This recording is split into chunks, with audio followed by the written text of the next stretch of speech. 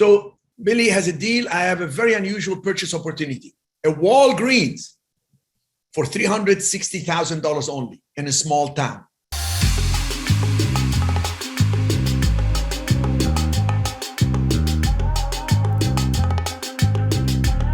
$8,000 square feet Walgreens at $360,000.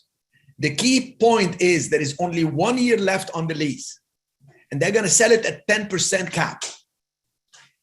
Will not agree to blend and extend at the moment. They don't want to extend the rent. They don't want to extend the lease. The net operating income is $36,000. So obviously he's paying $360,000 if he buys it. It's netting $36,000. They may extend. They have the right for extending. Like they have the right for. They have options to extend. Now again, the property is in a small town. The population is 8,000 people. There is no dollar store available. Do you think this deal is worth it? Let me define what a good deal is. A good deal is based on the area. The good deal is based on the area. If it's a small town and they're selling at 360, the question is, what does this area, what are the comps in this area? What is the comparable? I'm not going to compare it to the large city. Okay, there is a reason the large city is large and the small city is small. And when people tell me about how about the trend, understand that the word trend has to do with data from the past. The key thing is what is today and what is happening next. So many experts working for government sometimes just look at trends.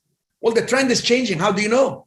Because all based on the past. So you need to study the present. What is happening now in this city? Why is this tenant not renewing? There's a reason the sellers are selling. They're selling because they're not renewing. Why isn't Dollar General there? Maybe there isn't demand. So you start smiling and dialing and you talk to Dollar General, you talk to the small companies and the big companies and ask them if there is interest for the city. And if somebody says, yeah, I'll be interested because, or I wouldn't be interested because, or I will be interested only if, now you know. But frankly, from far away look, $360,000. I mean, geez, that's a beautiful lease. That's a beautiful price. And if they've been paying that for 9 years and there is 1 year left, this must be pretty low price because it's a 9-year-old lease. So I'm interested to look deeper. So how do you analyze a deal? I'm going to give you the formula. Write it down. It is where and when. That's number one. What is the location and when? The location is in a small town and it's now. What and how? So what am I going to be buying? A single tenant building. How? Will they give me a lease option to buy? Do I have to close right now and get the income? Do I get an option without any payments? There is no lease, just an option to control the building for the year, and I'll give them so much money non-refundable, and then I can work on lining up another tenant. And then number three is who and why. Who do I work with and why? So again, when I look at something, it's these 3 steps: where and when, what and how, who or with who and why. Do I work with a broker? Do I work with the tenant representatives? And why? As a matter of fact, the 3 most important questions in life are the same thing. Where do I live and work? Right?